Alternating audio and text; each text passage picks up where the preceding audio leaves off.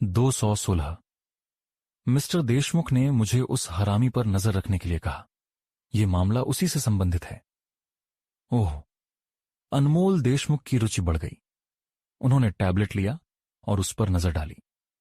परितोष कुमार के बेटे को हाल ही में किसी हंटर नाम के कोडनेम वाले व्यक्ति ने मार डाला, दुबले पतले आदमी ने समझाया। सिर्फ इतना ही नहीं, श्यामक परिवार भी गंभीर संकट में था। अजीब बात यह थी कि हंटर की पहचान अब हो गई है और वह विहान है। क्या? अनमोल देशमुख का दिल उथल पुथल में था। उन्होंने वास्तव में भविष्यवाणी की थी कि यह बच्चा ज्यादा दिन तक जीवित नहीं रहेगा, लेकिन उन्हें उम्मीद नहीं थी कि कुछ ही दिनों में विहान वास्तव में इतना बड़ा हंगामा खड़ा कर देगा। इससे भी महत्वपूर्ण बात, क्या यह लड़का इतना मजबूत था कि वह ऐसी आंधी मचा सके? मिस्टर देशमुख, हालांकि इस लड़के ने जो किया वह ज्यांगनान प्रांत में चौंकाने वाला है, लेकिन परितोष कुमार उसे 2 दिनों से कम समय में मार डालेगा। परितोष कुमार का 60वां जन्मदिन परसों है। उन्होंने ज्यांगनान प्रांत से कई विशेषज्ञों को आमंत्रित किया है। उन्होंने विहान के सिर के लिए मृत्यु वारंट जारी किया है और यह उनके 60वें जन्मदिन से पहले पूरा होना चाहिए। अनमोल देशमुख की आंखों में चमक सी आई। हालांकि यह लड़का भूमिका देशमुख और किसी और का नाजायज बच्चा है, फिर भी उसके पास देशमुख परिवार का थोड़ा खून है। क्या आप चाहते हैं कि मैं मदद करूं? दुबले पतले आदमी ने थोड़ा हैरान होकर पूछा। अनमोल देशमुख ने सिर हिलाया। हस्तक्षेप करने की जरूरत नहीं है, वह बस एक चींटी है। यह काफी है कि तुम मेरे लिए वहां की स्थिति पर नजर रखो। ठीक है, अब तुम जा सकते हो। जी सर। अनमोल देशमुख गहरे विचार में डूब गया। फिर उनके होंठों पर एक अजीब मुस्कान उभरी। पूरा दिन परितोष कुमार ने अपनी हर उपलब्ध शक्ति को जुटाया, लेकिन फिर भी विहान के बारे में कोई खबर नहीं मिली। ऐसा लग रहा था जैसे विहान धरती से गायब हो गया हो।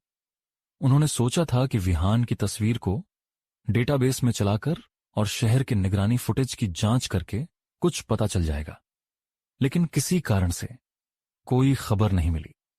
परितोष कुमार पागल होने की कगार पर था। पट! एक और मेज टूट गई। क्या यह हरामी उड़ना और जमीन में घुसना जानता है? धिक्कार है, मैं इसे क्यों नहीं ढूंढ पा रहा?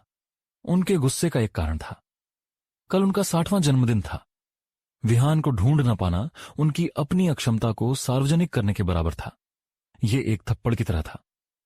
अचानक परितोष कुमार को कुछ सूझा और उन्होंने पूछा, इस लड़के के माता पिता मर चुके हैं, लेकिन क्या उसके पास कोई महत्वपूर्ण व्यक्ति नहीं है? नंदिनी रावत सुन रही थी। यह सुनते ही वह जल्दी से खड़ी हुई और बोली, गॉडफादर, मुझे इसके बारे में कुछ पता है। परितोष कुमार की आंखें चमक उठीं। उन्हें अपनी यह गॉड डॉटर पसंद थी। हालांकि वह रिवर सिटी में पैदा हुई थी, वह चतुर थी और विहान को अच्छी तरह जानती थी। बताओ। नंदिनी रावत ने सिर हिलाया और गंभीरता से कहा। विहान का स्वभाव बहुत ठंडा है। उसके ज्यादा दोस्त नहीं हैं, लेकिन कुछ लोग हैं जिनकी वह वास्तव में परवाह करता है। प्रिया पहले नंबर पर है। यह महिला विहान के साथ बहुत करीबी रिश्ते में है। वे शायद प्रेमी प्रेमिका भी हो सकते हैं। हालांकि प्रिया रहस्यमयी तरीके से गायब हो गई है, इसलिए हम मान सकते हैं कि विहान ने उसे सुरक्षित कर दिया होगा। प्रिया के अलावा एक और परिवार है जिसका विहान के साथ अच्छा रिश्ता था। अगर हम इस परिवार को पकड़ लें तो शायद हम विहान को बाहर निकालने के लिए उनका इस्तेमाल कर सकें। यह परिवार रिवर सिटी में एक बारबेक्यू रेस्तरां चलाता है।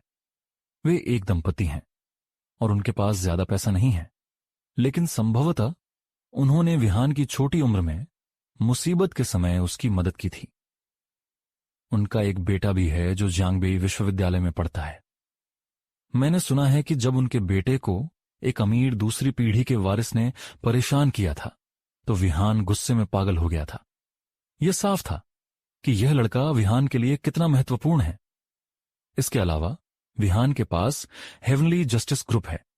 ग्रुप के एक नेता विराट ओबेरॉय विहान के काफी करीब हैं।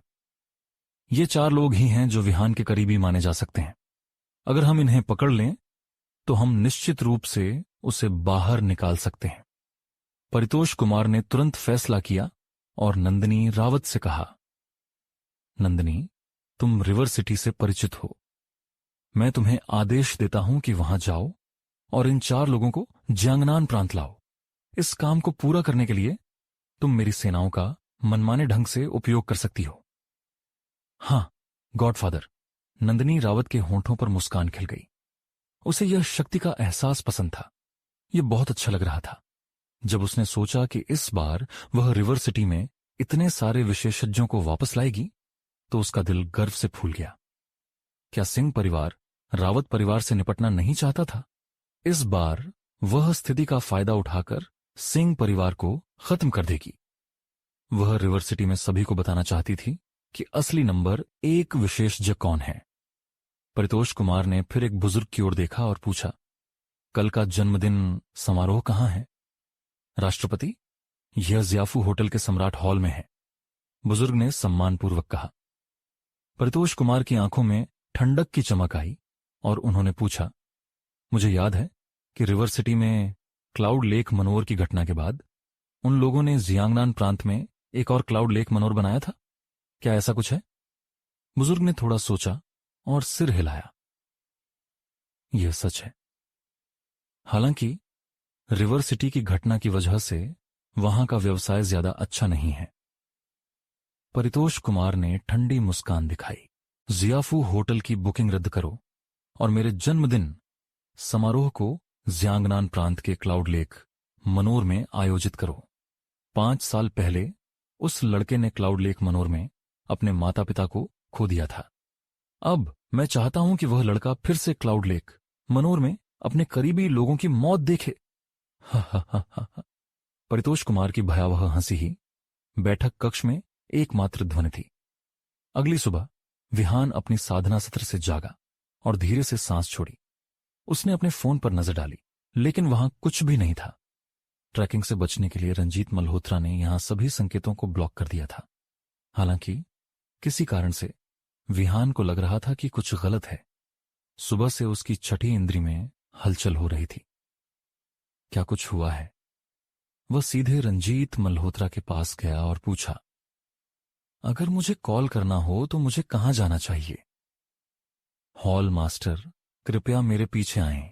एपिसोड 217। रंजीत मल्होत्रा विहान को एक विशेष कमरे में ले गया जहां एक फोन था। फोन कई कंप्यूटरों से जुड़ा हुआ था, जो कुछ असामान्य लग रहा था। हॉल मास्टर, इस फोन का उपयोग करना सबसे सुरक्षित है। ठीक है। विहान ने तुरंत संचित का नंबर डायल किया। हेलो, आप कौन हैं? दूसरी तरफ से एक हैरान आवाज ने पूछा। मैं विहान हूं। इस आवाज को सुनकर संचित का चेहरा बदल गया और वह जल्दी से एक शांत जगह पर चला गया। फिर उसने गंभीरता से कहा, मिस्टर विहान, आपने आखिरकार संपर्क किया?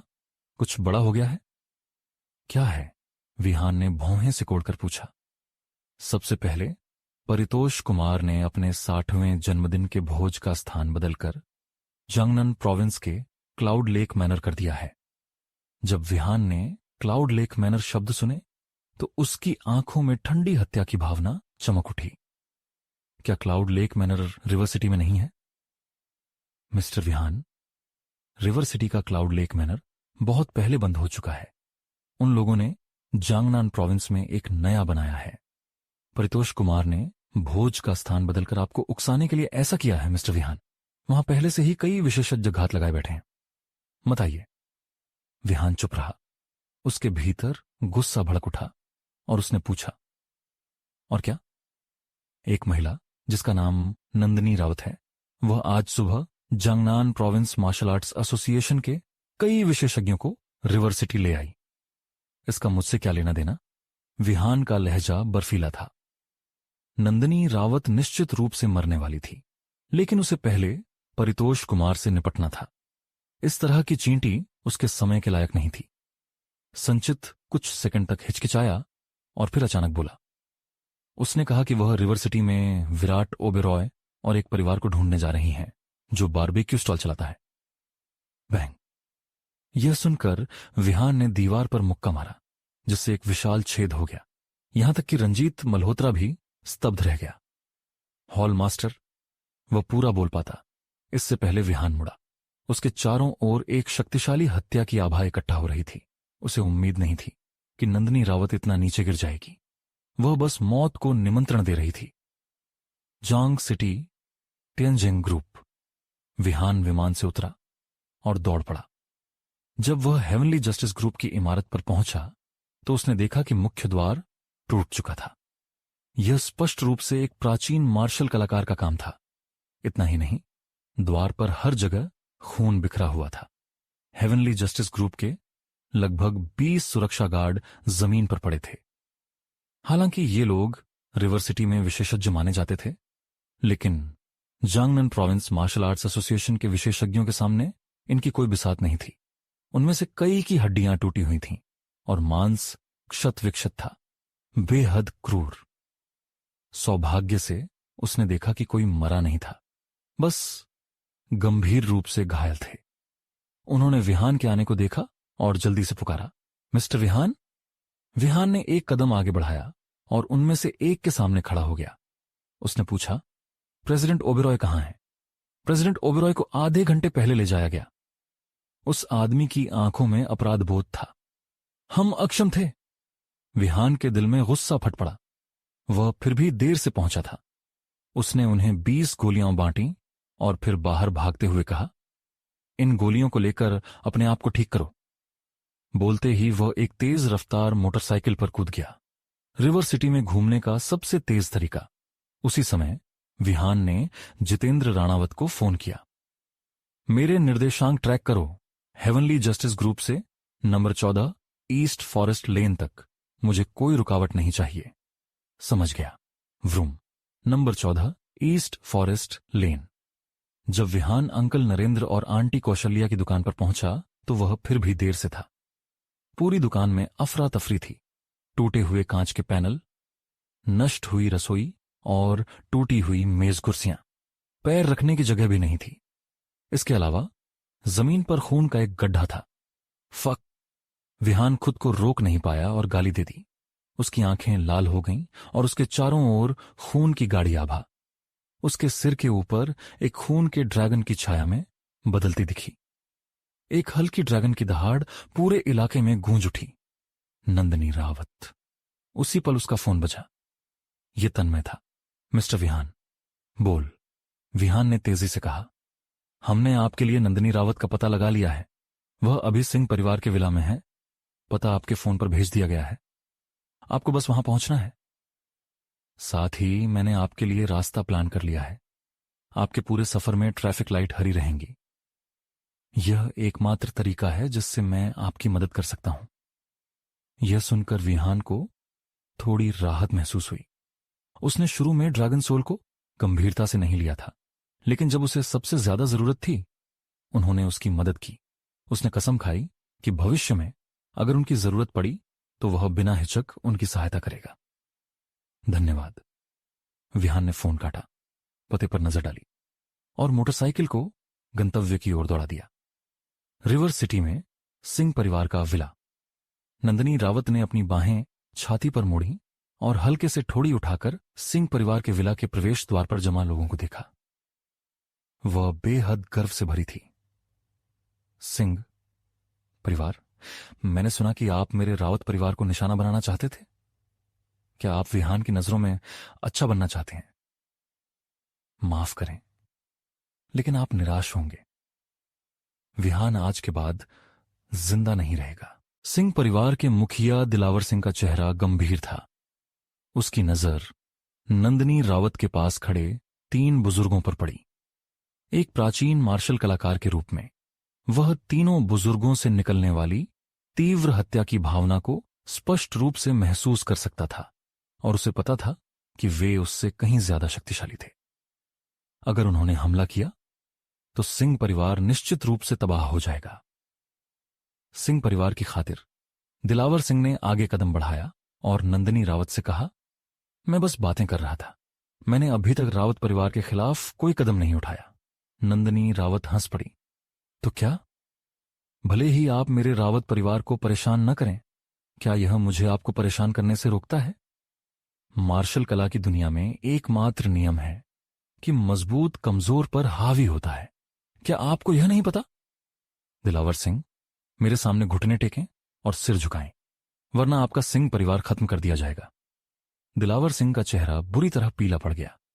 नंदिनी रावत की ओर इशारा करते हुए उसने कहा, लड़की, अपनी हद पार मत करो। नंदिनी रावत ने अपने पीछे एक बुजुर्ग की ओर देखा और बोली, एल्डर जोगेश, मुझे इशारा करना पसंद नहीं।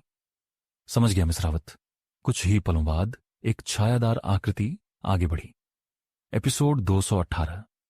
अचानक एक बुजुर्ग दिलावर सिंह के सामने प्रकट हुआ, उसकी बांह पकड़ी और उसे मरोड़ दिया। वह टूट गई। दिलावर सिंह की ताकत इस बुजुर्ग के सामने पूरी तरह बेकार थी। उसे घुटने टेकने पर मजबूर करो, नंदिनी रावत ने आदेश दिया। फिर एल्डर जोगेश ने दिलावर सिंह के घुटनों को तोड़ दिया, जिससे वह नंदिनी रावत के सामने घुटने टेकने पर मजबूर हो गया। नंदिनी रावत मुस्कुराई और अपंग दिलावर सिंह के पास चली गई। उसने कहा, मुझसे विनती करो कि मैं तुम्हारे सिंह परिवार को छोड़ दूं, और शायद मैं इस पर विचार करूं। दिलावर सिंह का चेहरा पीला पड़ गया। उसने अपने पीछे खड़े बच्चे को देखा और अपनी मुट्ठियां भींच लीं। हालांकि वह एक ग्रैंडमास्टर था, लेकिन वह एक पिता भी था। वह अब और नहीं हिचकिचाया। उसने दांत पीसते हुए जमीन पर सिर झुकाया। उसने माफी मांगी। मिस नंदिनी, यह मेरी गलती थी, कृपया मुझे माफ करें। नंदिनी रावत इस घटनाक्रम से बहुत संतुष्ट थी। उसने अपना हाथ बढ़ाया और एक इशारा किया, सब लोग सुनो, सिंह परिवार के किसी को भी जीवित मत छोड़ना। जी मिस। दरवाजे पर एक 7 साल का बच्चा खड़ा था। वह स्पष्ट रूप से सब कुछ देखकर डरा हुआ था और मुश्किल से खड़ा हो पा रहा था। एल्डर जोगेश की आकृति चमकी और वह बच्चे को फाड़ने के लिए आगे बढ़ा, लेकिन उससे पहले कि वह बच्चे तक पहुंच पाता, एक जोरदार विस्फोट ने आंगन को हिला दिया। सब लोग स्तब्ध रह गए और उनके कान गूंज रहे थे। उन्होंने हलचल के स्रोत की ओर देखा और एक युवक को काली मोटरसाइकिल पर सवार होकर उनकी ओर तेजी से आते देखा। नंदिनी रावत ने पहचान लिया कि यह कौन था। यह विहान था। उसकी आंखों में डर की चमक आई और उसने 3 बुजुर्गों को आदेश दिया, उसे रोक दो, वह विहान है। अगर तुम उसे पकड़ लेते हो तो तुम्हें भारी इनाम मिलेगा। यह सुनकर तीनों के चेहरे खुशी से चमक उठे और उनकी आंखों में क्रूरता की एक झलक दिखी। उनकी आभाएं उनके शरीरों के चारों ओर संकुचित हो गईं और वे तेजी से आ रही मोटरसाइकिल की ओर दौड़ पड़े। नंदिनी रावत और दूर से आ रहे 3 बूढ़े आदमियों को देखकर विहान ने गुस्से से भरी एक दहाड़ मारी। उसने अपनी टांगों में सच्ची क्यूई इकट्ठी की और मोटरसाइकिल से खुद को धक्का दे दिया। जब वह जमीन पर उतरा तो उसने अपनी मुट्ठी मोटरसाइकिल पर मारी, जिससे वह 3 बुजुर्गों की ओर उड़ गई। फिर उसने अपने हाथ से सच्ची क्यूई की एक धारा छोड़ी जो मोटरसाइकिल से टकराई और बूम, वह फट गई, जिससे तीनों बुजुर्गों को पीछे हटना पड़ा। उनके चेहरे सदमे से भर गए। फिर उन्होंने देखा कि आग की लपटों से एक काली छाया उनकी ओर दौड़ रही है। ये विहान था। हालांकि बुजुर्ग अनुभवी योद्धा थे और जब उन्होंने काली छाया को अपनी ओर दौड़ते देखा तो वे विहान की ओर दौड़ पड़े। बैंग! विहान तक पहुंचने वाला पहला बुजुर्ग उस मुक्के का शिकार हो गया जिसमें विहान का आज का सारा गुस्सा समाया हुआ था। बुजुर्ग को ऐसा लगा जैसे उसके सीने पर एक तोप का गोला मारा गया हो और वह तुरंत मांस के लोथड़े में बदल गया। पहला! विहान की ठंडी आवाज गूंजी। उसने अपना पैर जमीन पर मारा, जिससे एक गहरी खो बन गई और वह दूसरे बुजुर्ग की ओर दौड़ पड़ा। अपने साथी का मृत शरीर जमीन पर देखकर दूसरा बुजुर्ग पूरी तरह से डर से घिर गया। यह लड़का मृत्यु का देवता था। बेतहाशा प्रयास में उसने एक खंजर निकाला और विहान की छाती पर वार करने की कोशिश की ताकि उसे पीछे हटने पर मजबूर किया जा सके। उसने सोचा कि विहान बच जाएगा, लेकिन उसे जल्द ही एहसास हुआ कि विहान एक क्रोधित शेर की तरह हिंसक था और पीछे नहीं हटा। उसने वास्तव में अपनी मुट्ठी का इस्तेमाल एक तलवार के खिलाफ किया। क्या यह लड़का पागल था? जैसे ही यह विचार उसके दिमाग में आया, विहान की मुट्ठी खंजर से टकरा गई। डेंग! एक कुरकुरी आवाज आई और अप्रत्याशित हुआ, खंजर टूट गया। असंभव! क्या इस लड़के की मुट्ठी स्टील से बनी थी? दूसरा! विहान ने फिर धाड़ मारी और उसका दायां हाथ दूसरे बुजुर्ग की गर्दन पर जा लगा। उसकी सच्ची क्यूई उसके दाहिने हाथ में उमड़ पड़ी और उसने बुजुर्ग के शरीर को जमीन पर पटक दिया। बूम! हड्डियां चटक गईं और खून चारों ओर बिखर गया। दूसरे बुजुर्ग की मौत उसी पल हो गई जब उसकी गर्दन टूट गई। फिर विहान ने खुद को स्थिर किया और खड़ा हो गया। उसकी बर्फ जैसी ठंडी नजर आखिरी बुजुर्ग एल्डर जोगेश पर टिक गई। तुम तीसरे हो। क्या तुम खुद करना चाहते हो या मैं तुम्हें खुद खत्म करूं? मौत की भयानक आभा चारों ओर फैल गई और एल्डर जोगेश अनजाने में एक कदम पीछे हट गया। उसके साथी मर चुके थे। 10 सेकंड भी नहीं बीते थे और वाक्सिया के ग्रैंडमास्टर रैंकिंग में शीर्ष 400 में शामिल 2 विशेषज्ञ मारे जा चुके थे। एल्डर जोगेश जानता था कि इस बार उसके पास कोई रास्ता नहीं था। विहान की ताकत बहुत भयानक थी। कुछ पलों बाद वह जमीन पर घुटने टेक कर बैठ गया। अपनी मुट्ठियां जोड़कर गंभीरता से बोला, कृपया मेरी जान बख्श दें मिस्टर विहान। हिस! हामने की आवाजें हवा में भर गईं और माहौल और भी गंभीर हो गया। एपिसोड 219। नंदिनी रावत का चेहरा पीला पड़ गया। एल्डर जोगेश उनके साथ आए 3 विशेषज्ञों में सबसे मजबूत था। 2 मर चुके थे और आखिरी ने आत्मसमर्पण कर दिया था। सब खत्म हो गया था। उसकी सांसें मानो रुक गईं और वह अनजाने में एक कदम पीछे हट गईं। लेकिन वह भूल गईं कि उसने ऊंची एड़ी की सैंडल पहनी थी। उसका टखना मुड़ गया और वह जमीन पर गिर पड़ी। जब यह हो रहा था, विहान एल्डर जोगेश की ओर चला गया। उसने नीचे देखा और शांति से कहा, क्या तुम चाहते हो कि मैं तुम्हें बख्श दूं? एल्डर जोगेश की पीठ पसीने से भीग गई और उसने जोर से सिर हिलाया। मैं वाक्सिया के ग्रैंडमास्टर रैंकिंग में 307वें स्थान पर हूं। मैं मिस्टर विहान के लिए काम करने को तैयार हूं और परितोष कुमार से निपटने में आपकी मदद करूंगा। उसने सोचा कि विहान कुछ सेकंड सोचेगा, लेकिन उसे तुरंत ठंडा जवाब मिला, तुम इसके लायक नहीं हो। मरो! बैंग! विहान का दायां पैर एल्डर जोगेश के सीने पर जा लगा। एल्डर जोगेश ने तेजी से जवाब दिया, अपनी हथेली में ऊर्जा इकट्ठी कर पलटवार किया, लेकिन क्रैक! कांचा! उसने सोचा कि वह प्रहार सह लेगा, लेकिन उसे लगा कि उसके आंतरिक अंग उस किक से कुचल गए और उसका शरीर उड़ गया। उसका शरीर एक विशाल पेड़ से टकराया जिससे उसकी रीढ़ की हड्डी टूट गई। पूछी! उसने मुंह से खून उगला और फिर उसके शरीर से जीवन के सारे संकेत मिट गए।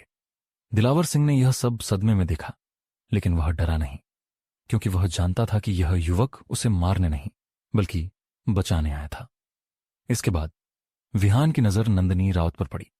उसने बिना जल्दबाजी के एक सिगरेट जलाई और गहरी कश ली, फिर उसकी ओर चला गया।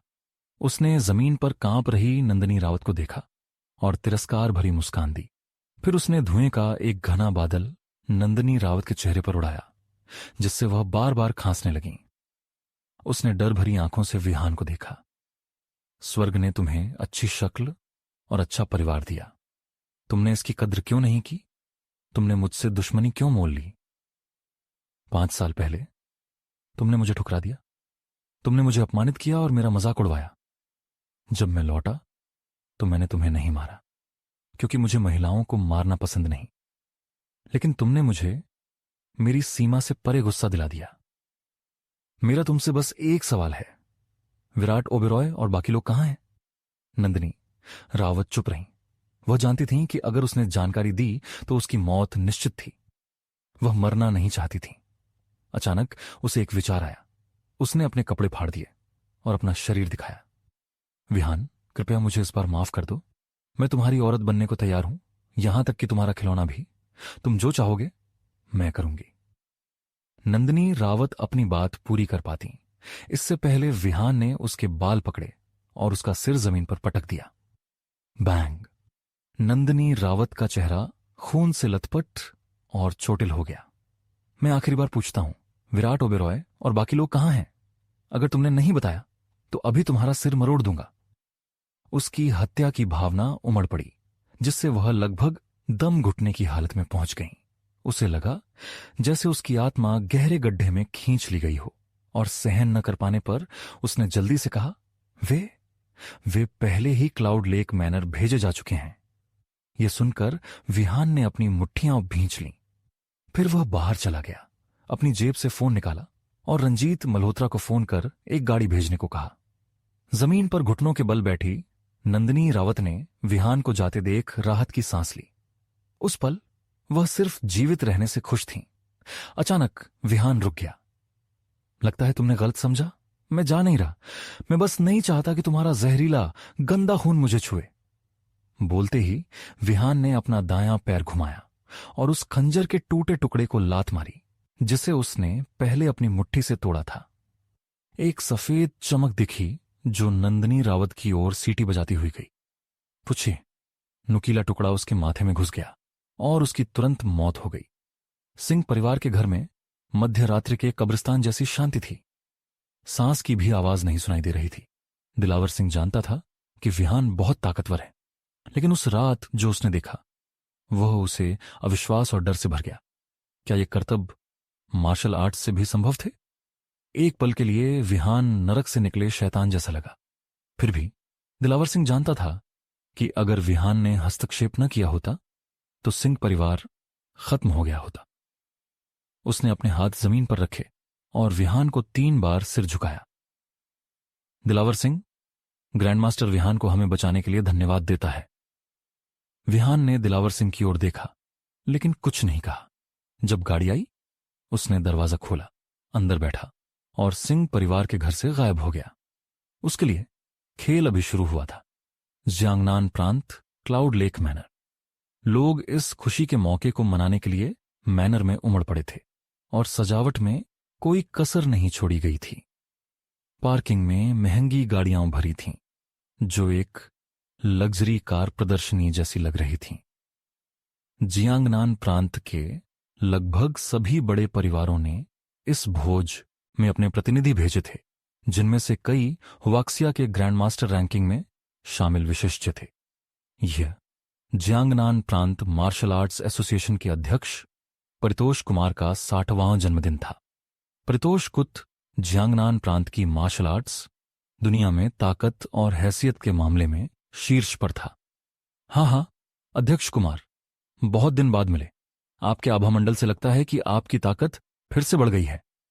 एक बूढ़े आदमी ने हाथ जोड़कर परितोष कुमार को अभिवादन किया। परितोष कुमार ने सभी से हंसकर बात की, एक महान विशेषज्ञ का रवैया बनाए रखा। उसके ज्यादातर मेहमान जियांगनान प्रांत के बड़े परिवारों से थे, लेकिन उसकी हैसियत और मौके को देखते हुए उन्हें ही उसका सम्मान करना पड़ता था। और लोग क्लाउड लेक मैनर में घुसते गए और जल्द ही लगभग सभी आमंत्रित लोग आ चुके थे। हालांकि भोज हॉल का माहौल बहुत उत्सवी था, लेकिन सबकी नजरें दरवाजे की ओर थीं। वे जानते थे कि आज कुख्यात हंटर शायद आ जाए। इसे परितोष कुमार का 60वां जन्मदिन कहने से बेहतर यह विहान के लिए एक विशाल जाल था। अगर वह लड़का आने की हिम्मत करता तो उसका भाग्य तय था। सब कुछ तैयार था, अब बस शिकार के जाल में फंसने का इंतजार था। एपिसोड 220। आनंद बिश्नोई, सूरज बिश्नोई और दिलीप चौहान सभी एक ही मेज पर बैठे थे। तीनों चिंतित दिख रहे थे। किसी ने भी नहीं सोचा था कि विहान इतना पागलपन भरा काम करेगा। उनकी प्रभावशाली शक्ति और संसाधन अब उसे नहीं बचा सकते थे। यहां तक कि अगर बड़े लोग हस्तक्षेप करना चाहें तो भी यह बहुत मुश्किल होगा। यही कारण था कि ड्रैगन सोल ने अपनी उपस्थिति दर्ज नहीं कराई थी। वे केवल उम्मीद कर सकते थे कि विहान आज नहीं आएगा। इस बीच दूसरी मेज पर एक खूबसूरत युवती पैरों को क्रॉस करके बैठी थी। उसकी आंखें चमकदार थीं और वह गरिमा के साथ खुद को संभाल रही थी। वह शायद आज क्लाउड लेक मैनर में सबसे आकर्षक व्यक्ति थी। यह काव्या मेहता थी। उसके बगल में एक मध्यम आयु का आदमी बैठा था, जसोल मेहता, जो मेहता परिवार का मुखिया था। उसने दरवाजे की ओर देखा और कोई हलचल न देखकर फुसफुसाया, अगर विहान सचमुच आता है तो क्या हम वास्तव में उसकी रक्षा करेंगे? इस भोज में कई विशेषज्ञ हैं। अगर हम ऐसा करते हैं तो हम परितोष कुमार के साथ सभी संबंध तोड़ देंगे और भविष्य में बहुत परेशानी होगी। काव्या मेहता ने उसे अनदेखा कर दिया। उसने अपनी बाहें छाती पर मोड़ी, आंखें बंद की और गहरे विचार में डूब गईं। जसोल मेहता ने आह भरी और सिर हिलाया। अचानक भीड़ में हलचल मच गई। भोज हॉल के लाल कालीन पर 4 आकृतियां प्रकट हुईं, लेकिन ये 4 मेहमान नहीं थे। वे बंधक थे, या अधिक सटीक रूप से चारा। विराट ओबेरॉय, शिवाय, अंकल नरेंद्र, आंटी कौशल्या। चारों में विराट ओबेरॉय सबसे शांत था। उसने अपने आसपास देखा। उसकी सोच को कोई नहीं पढ़ पा रहा था। शिवाय लगातार संघर्ष कर रहा था। उसके मुंह के कोने पर खून था और उसका चेहरा पीला था। उसने सोचा था कि उसकी साधना की तकनीक उसे बचा लेगी, लेकिन उसने महसूस किया कि वह अपने पीछे के 2 आदमियों के सामने कुछ भी नहीं था। अंकल नरेंद्र और आंटी कौशल्या स्तब्ध और भ्रमित थे, अभी भी स्थिति को नहीं समझ पा रहे थे। जब उन्होंने देखा कि सभी उन्हें घूर रहे हैं तो उनके चेहरे थोड़े लाल हो गए। वे चिड़ियाघर में बंदरों की तरह महसूस कर रहे थे। जैसे ही चारों प्रकट हुए, पूरा भोज हॉल शांत हो गया। परितोष कुमार, जो किसी और से बात कर रहा था, बीच में ही रुक गया। उसकी आंखों में ठंडी चमक आई। हाथ पीछे करके वह चारों की ओर बढ़ा। अध्यक्ष कुमार, मैं उन्हें ले आया हूं, एक बुजुर्ग ने कहा। परितोष कुमार ने सिर हिलाया और अपने सामने के 4 लोगों पर नजर डाली। उसका चेहरा तुरंत ठंडा हो गया और वह गुस्से से चिल्लाया, घुटने टेको। उसकी आभा बाहर निकली और उन्हें लगा जैसे उनके कंधों पर एक पहाड़ दब रहा हो। अब और सहन न कर पाने पर वे घुटनों के बल गिर पड़े। शिवाय को छोड़कर, जिसके पास साधना की नींव थी, बाकी तीनों ने खून उगल दिया। उनके शरीर बेहद कमजोर हो गए। आखिरकार वे साधारण लोग थे। वे एक शीर्ष विशिष्ट के दबाव को कैसे सह सकते थे? पापा, मां। हालांकि शिवाय को असहजता महसूस हो रही थी, उसने सहन किया। उसका चेहरा गुस्से से लाल था। उसने परितोष कुमार को घूरा और चिल्लाया, तुम मेरे माता पिता को क्यों निशाना बना रहे हो? अगर तुम में दम है तो मुझसे लड़ो। थू! शिवाय ने सीधे परितोष कुमार के चेहरे पर थूक दिया। परितोष कुमार का चेहरा काला पड़ गया। वाकई, एक ही तरह के पक्षी एक साथ रहते हैं। उस लड़के के साथ रहकर तुम्हारी साधना में ज्यादा सुधार नहीं हुआ, लेकिन तुमने उससे अनादर करना सीख लिया है। तुमसे लड्डू? मैं तुम्हें एक उंगली से मार सकता हूं। अगर मुझे उस लड़के को यहां लाने के लिए तुम्हारी जरूरत नहीं होती तो तुम कब के मर चुके होते। इतना कहकर परितोष कुमार ने शिवाय के पेट पर लात मारी, उसे उड़ा दिया। शिवाय को लगा जैसे उसका पेट मथ रहा हो, खून उबल रहा हो, और उसने और खून उगल दिया। अपने बेटे को घायल देखकर अंकल नरेंद्र और आंटी कौशल्या दौड़कर आए और अपने शरीर से शिवाय को ढक लिया। भले ही वे प्राचीन मार्शल आर्ट्स नहीं जानते थे, यह माता पिता के रूप में एक सहज क्रिया थी। वे परितोष कुमार को चीते की तरह घूर रहे थे जो अपने शावक की रक्षा कर रहे हों, डरे हुए लेकिन दृढ़। तुम सिर्फ नीच कीड़े हो। परितोष कुमार हंसा। चाहे वह लड़का आए या ना आए, तुम चारों आज दर्दनाक मौत मरोगे। मैं चाहता हूं कि वह इतना दर्द में हो कि वह अपने बाकी जीवन में इस अनुभव को याद करे। इतना कहकर परितोष कुमार की नजर विराट ओबेरॉय पर पड़ी। वह आगे बढ़ा और अपने चमकदार चमड़े के जूते से विराट ओबेरॉय की बांह पर कदम रखा। क्रैक! विराट ओबेरॉय की बांह टूट गई। मैंने सुना है कि तुम विहान के करीब हो और उसके लिए कड़ी मेहनत कर रहे हो। क्या तुम्हें लगता है कि वह लड़का तुम्हें बचाने आएगा? चूंकि आज मेरा 60वां जन्मदिन है, कुछ अच्छा कहो। अगर यह मुझे खुश करता है तो शायद मैं तुम्हें जाने दूं। विराट ओबेरॉय ने दर्द सहन किया, सिर उठाया और परितोष कुमार को ठंडी नजर से देखा। मैंने मिस्टर विहान को केवल कुछ महीनों से जाना है, लेकिन एक बात मुझे पता है, जो भी मिस्टर विहान को नाराज करता है वह मर जाता है। तुम अपवाद नहीं होगे। अंतिम वाक्य उसने लगभग चिल्लाकर कहा। उसकी आवाज में क्रोध था। इस बीच क्लाउड लेक मैनर के बाहर एक पिकअप ट्रक आया। इसके पीछे एक ताबूत था। एक युवक ट्रक से उतरा। उसकी आंखों में अभूतपूर्व ठंडक थी। हॉल मास्टर, डार्क हॉल आपके आदेशों की प्रतीक्षा कर रहा है। क्या आप वाकई नहीं चाहते कि हम आपके साथ अंदर जाएं? रंजीत मल्होत्रा ने विहान से पूछा। विहान ने सिर हिलाया। उसने एक हाथ से ताबूत का एक सिरा पकड़ा और उसे हल्के से उठाया, फिर उसे अपने कंधे पर रख लिया। रंजीत मल्होत्रा की आंखें सिकुड़ गईं। यह पहली बार था जब उसने किसी को जन्मदिन के उपहार के रूप में ताबूत देते देखा था। शायद पूरे वाक्सिया में केवल उसका हॉल मास्टर ही ऐसा करने की हिम्मत कर सकता था। विहान की आंखें खून से लाल थीं। डाक हॉल को कुछ करने की जरूरत नहीं है, तुम बाद में काम आओगे। मैं अकेला ही परितोष कुमार को मारने के लिए काफी हूं। लेकिन मैंने सुना है कि जियांगनान प्रांत की आधी मार्शल आर्ट्स दुनिया अंदर है। अगर वे सब परितोष कुमार के पक्ष में खड़े हो जाते हैं तो आपको उन सब का सामना करना पड़ेगा। विहान की आवाज बर्फ जैसी ठंडी थी। मैंने उन्हें कभी खतरा नहीं माना।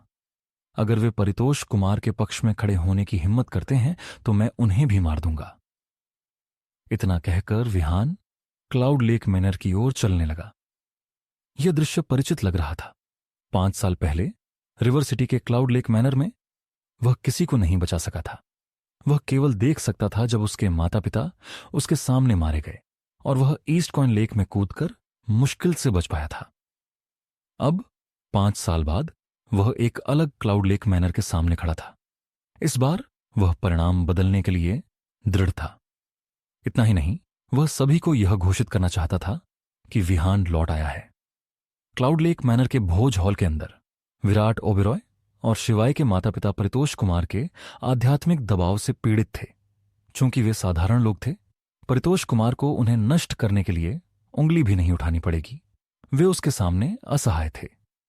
दूर से शिवाय ने चुपके से एक गोली निगली और अपनी स्थिति को समायोजित किया। धीरे धीरे उसे बेहतर महसूस होने लगा।